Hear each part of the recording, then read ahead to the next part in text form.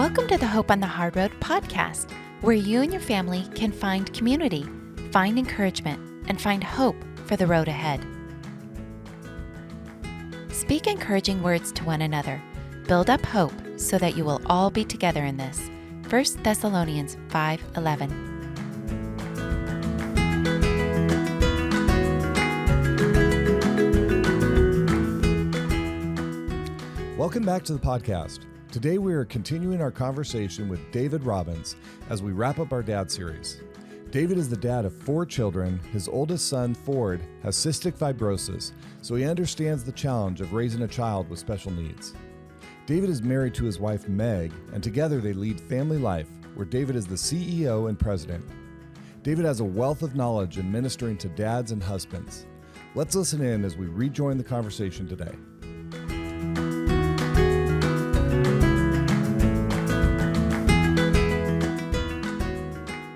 One of the things you like to maybe reflect back on your journey and say, what is something maybe you want to tell these dads that, looking back, you would want to encourage them with, or maybe something that, you did, you said, nah, you probably want to avoid this thing. Yeah. It's being a part of family life and working with a lot of men at different stages. I think what I'm becoming more and more convinced of, and I know it from my own story, and I know it from countless other men's stories, is you're going to go cope somewhere. And are you being honest with where you're coping and how you're making it through? And when we're not running to Jesus as our sufficiency, which we will all get overwhelmed and look for other places for significance and approval and nurture, and the list could go on and on with the needs that we have. And we enter these seasons where life looks different than we thought. And yeah, if you're not being honest with your daydreams and nightmares with another man, and I would encourage with your spouse, and you're not being honest with some of the unhealthy ways you're coping, it only grows. No one wakes up and goes, I want to ruin my life. It builds over time, and you don't have it. You don't have it under control. I think I'm journeying alongside 3 families fairly closely that I just go, man, there's only one of them really owning the unhealthy ways he was coping, and stepping into restoration and a healthy pursuit. We hang on so long. There's this principle called the risk and time continuum, where if you had an X and Y axis, time being this axis, risk being another. And, the pressures of life, pressures of all that goes on in special needs families, find those healthy outlets, because if not, you're going to find unhealthy outlets. It's too much. And when you start risking, that first zone where we're risking a little and it's dabbling in whatever coping sin that we do, and there's a little time, we'll go, okay, it's not so bad, I don't need to tell anyone. And then we get into that next zone, and I would just go, man, red alert. Don't get into zone 3 where it's so much bad that you're like, I can never tell anyone this. But the time has gone on, and all of a sudden everything gets revealed. And stay in zone 1. The Christian life is faith and repentance, faith and repentance, faith and repentance over and over again. And he's using special needs in your story to bring you to the end of yourself, which is the beauty of the gospel, over and over again, where he is enough and you are not. And we get to respond in faith and repentance and go, okay, God, in my weakness, I get to experience you more, not less. And so that would be one. The other would just be, where are you taking your grief? And are you candidly grieving on dreams you may have had that aren't turning out the way that you wanted? And I think as men, we can often push our grief down, or not know exactly what to do with it, or let that be even our wife's thing, and we kind of engage with her as she does it. And name those things. Like, if you got to walk through that grief. And there's beauty on the other side of grief. There's beauty from the ashes of, I love exactly what my life is now, but there was some hopes and dreams that are different than what I thought it would look like. And so maybe it's not I have had, um, my brother-in-law lost two amazing young girls to a genetic disease. And I watched him grieve raw and real and awesome, and continues to. There's no pattern, like there's no, grief is so unpredictable. He Mm-hmm. did it with people. He went and got help. Um, they continue to cultivate their marriage in really intentional ways. They didn't do it perfectly, but they did it well. And, I look at their story, and even though we weren't walking through a genetic disease that led to, death and so quickly, um, it made me go, am I grieving some of the losses that are different than I thought? And that if you push it down, it's going to come back up somewhere. So go get help in doing that. That is an incredibly manly thing to do, is to pursue the grief and help your wife and engage together and connecting in those deep emotional places, and embracing the life that God is giving and the story God is giving you. I think that's a really great point. One of the things we've discussed, because it's a very true reality, is the grief cycle. And if it doesn't go in check, and what you're talking about, there's a lot of anger can show itself in ugly ways, because anger is a part of that grief cycle, moving through it, Right. recognizing it. Why are you really feeling this way? What is it? The your marriage is probably not, if you're going to have a dream about your marriage, you're probably not going to throw special needs in the equation and all the different dynamics you have, and you don't have your wife in many times where it's just you and her, and in Mhm. that fun zone that we talked about earlier. It's the grinding and getting things done and working as a team, and it feels like all business all the time. But recognizing that, and then your own children. I mean, I look at my own child, and there's a lot of things she's not going to experience and hasn't. And then you're just seeking out, where is God actually going to bless you in ways that you never expected. One of the things Yeah. I could say with that, we don't, my daughter's not going to get married. She didn't go to proms and things like that, but we did get to experience last year, that Tim Tebow Night to Cool. Shine. Yeah. And what a fantastic event. And Mm. I mean, it just fills your heart up, because it's something that you grieved over. You're not going to have as a normal part of, whatever your child growing up, but yet you get to experience it in a different way, and looking for that, That's really cool. that it is. One of the things Mm. you mentioned, and I think women are more naturally going to look to get potentially counseling or some kind of more professional help. What would you say to a man, who is struggling, that may be going into that risk zone that you mentioned earlier? Mhm. What advice would you encourage him to go get help, and kind of break the stereotype that Yeah. counseling, some reason, has a bad connotation and not a healthy thing that's actually going to Right. propel forward in positive ways? Yeah. I'm grateful that kind of reputation and connotation is breaking. I feel like that is no longer exactly it, but yet I feel like the veneers there where that's broken, and like, yeah, it's good, it's healthy. It's still amazing how much it takes us to go. So I would just say, man, we have benefited so much from counseling, it helping our own issues out. And then what's been best is that when we go, when we're pretty healthy and we're being proactive, it actually, that's when it's the best, because you're actually bringing to your date nights and your conversations with your wife, like, gosh, I'm exploring this and I never connected this dot, and this is why I do what I do. This is why I come in and just want to stay busy and keep fixing it all while you handle everything. Like, no, I'm avoiding actually some of the bigger pain by staying busy, because, and XYZ parts of my story, the ways I've done that in the past. And so in the same way, you know, I'm able to go to Meg with that and go, I want to enter in with you. Like I do not mean to avoid some of the harder things that you do with Ford, because I just think I think I'm accomplishing a lot, but I'm actually avoiding. It's those type of things are such great examples of, you can actually enter into greater intimacy together, being proactive with counseling, knowing why you do some of the things you do, and bring that level of intimacy in your marriage is so cool. Um, And yet also, if you do find yourselves in a risk zone, if you do find yourselves just stuck, please go get it. Give it 6 sessions. Doesn't always help. May not be a match with the counselor you got. Give it 6 sessions and see. Usually after 2, you're going, what are we doing? Usually after 4, you're going, oh wow, okay, I needed this, and this is helping me break through stuck places. Or and sometimes if there's been violation or if there has been embedded sin that's been avoided, you're really digging into why and not just doing behavior modification. So yeah, it's been a great benefit. And you can also, if you can go pursue mentors at a church and just declare the need. Who do you have that I can meet with on this topic? If counseling is too expensive or whatever in this season, um, declare that need for help. And I know you guys do a great job. You and Kristen are so available to help people also.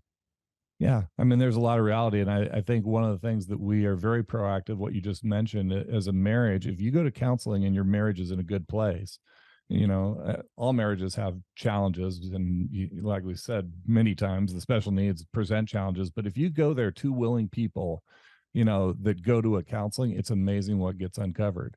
And a lot of Yeah. times you don't realize what you are thinking and why you're thinking things. And a counselor is really good at helping you uncover that so that you can retrain your brain. And I think, when I've gone several times with her to counseling, it's that idea that, Paul talks about, taking every thought captive, that a counselor can really help you to see those thoughts that just kind of get haywire and you start reacting to it without ever thinking about Yeah, taking it's them good. captive and redirecting them to a more healthy way. And those patterns, they still guilty of falling in bad patterns, and you're trying to work through mentally when you're not triggered or something to find better ways of handling it, because you're with your best friend and you're trying to make Yeah. things better. So Yeah, with I love that, Eric. It's good. mm, As you were talking, the way you're describing it reminded me of Jeremiah 2, I think it's 13, around we all forsake the living water and we go hew out and build our own cisterns, broken cisterns that will not satisfy or hold water. Because we were born into humanity, that was sinful nature is a part of us. We all have built up our own broken cisterns of how we've made life work, and we bring that into our marriage, we bring that into our special needs story. And so you add stress into different chapters, and we end up working within those broken cisterns we build. And to your point, I just think the biggest benefit I've had from counseling and then bringing that work that I do with them into my friendships and mhm, disclosing with friendships into my marriage.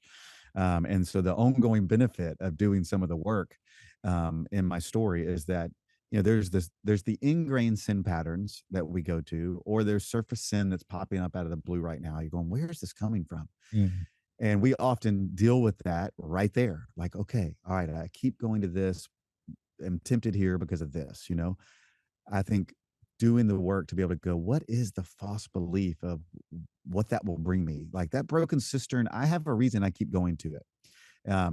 It is some thought belief, false belief that if I go to this broken cistern, it gives me this hit, this something that's going to satisfy at least for a moment. And what sin does, it does satisfy for a moment, and it's a cheap mhm, thrill, and it begs for more, and it takes us down in dark spirals if we don't bring it into the light. So bring it into the light, and going to counselor would be a great way to go. What is the sin behind the sin? What is the false beliefs that I'm believing? All right, I will get affirmation if I do this, or I get some sense of that, or I will get security if blank. Um, Man, that is such healthy depth to bring into your friendships, to bring into your marriage. mhm. Yeah, great things. Probably a question, maybe switching gears just a little bit. You have 4 kids. You're a CEO of FamilyLife. You have a marriage and extended family as well. How do you bring Mhm. balance to that, especially with 4 kids, spending some individual time with each of them and your marriage? I mean, what advice do you have to trying to balance all those things? Because it's a constant challenge for all of us. Yeah, this is where my whole family needs to be on the Zoom call with us here. But yeah, I mean, it's been a constant conversation, and I would say, especially, I'm prone to be a very driven. Part of my story work has been I can't be the elite football player like my dad was, who was a collegiate football player and athlete, but I can be the leader. And so I'll be a man by being a leader. And so I end up over functioning a lot in the past 25 years of, it's part of the calling on my life. God keeps giving me leadership, but yet I get tripwired into finding too much identity into it. So this is a very real and present, always conversation, because I can end up finding identity in what I do. And so boundaries and balance becomes a central piece of seasons and ongoing work. I've learned to find that balance is an interesting word, because even as we go through special needs journeys, like one new curveball, like kadoosh, everything's thrown up in the air. So I choose not to do the word balance, but I do talk about like withdrawals and deposits. And I want my family to have here's the word, a balance that's in the positive, and actually in the great positive. And there are seasons where, okay, I travel for work, and that is a withdrawal from my family, from my wife, from my kids. What deposits am I putting back in that are very intentional deposits? Not just that I'm around for the next 2 weeks, but intentional deposits going. I took out a withdrawal. I know it. I know the cost of that and what it, I evaluate that, what it takes out. And then am I putting in the deposits needed? And, some kids need more deposits at different times than others. I'm not trying to balance it amongst all four. I seek to not have any favorites and pour on the fullness of pouring into each kid. But some kids in different seasons need more than other kids.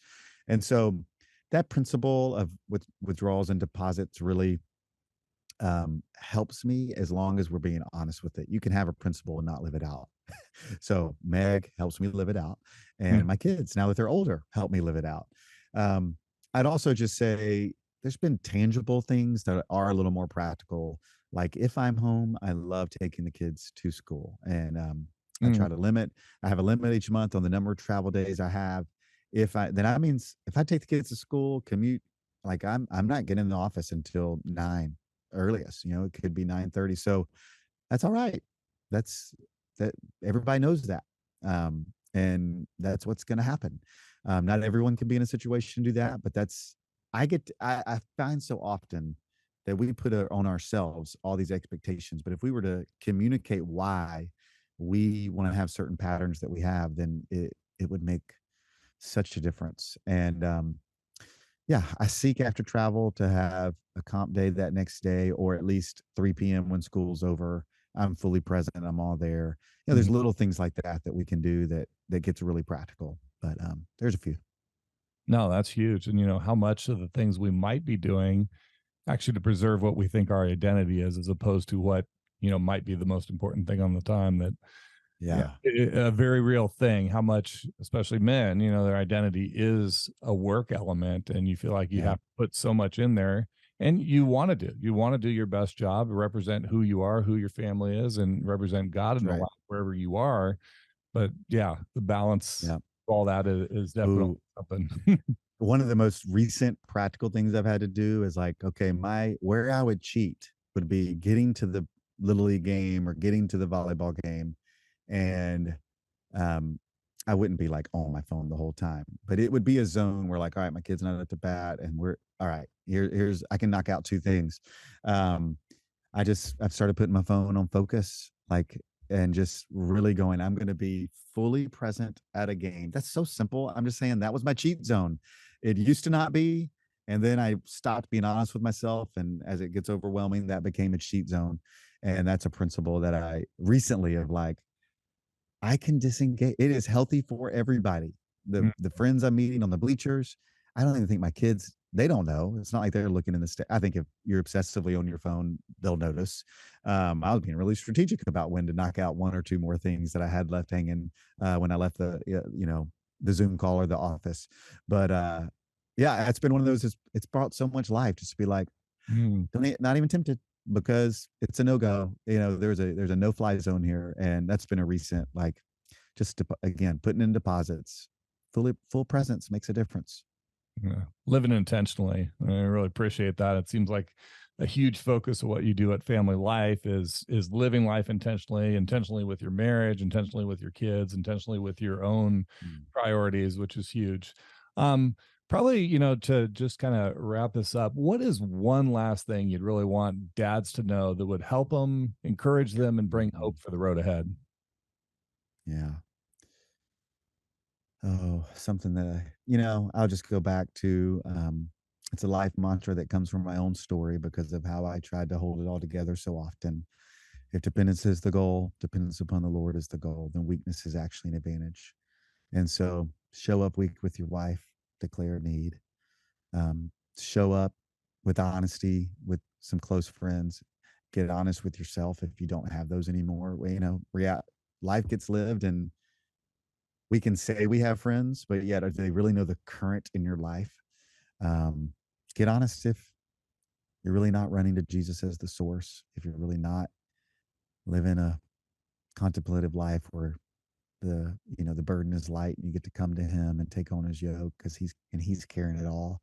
There's a lot to carry in your journey. And a lot of it boils down to me of knowing a lot to live and being honest with myself of whether I'm actually living it. And so that honesty of and being honest when I'm weak, it leads to so much growth when I'm depending upon God in that weakness. Gosh, he loves delighting. Isaiah 57:15, I think. He's a high and holy one who lives in two places, in the high and holy place and amongst those who are lowly and contrite in spirit. And so take advantage of your lowly and contrite spirit.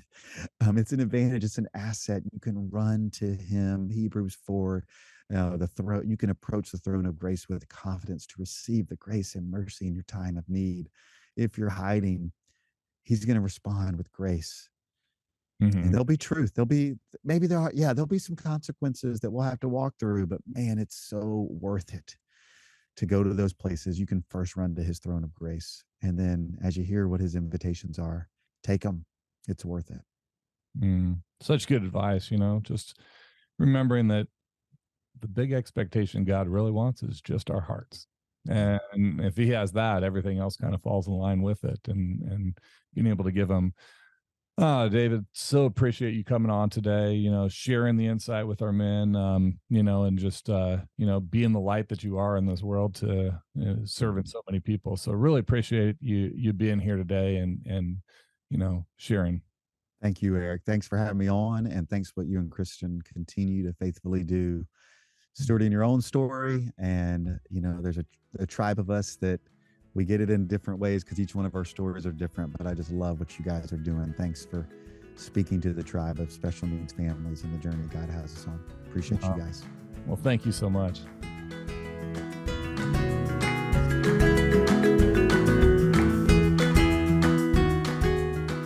Resources and contact information for today's podcast will be included in the show notes.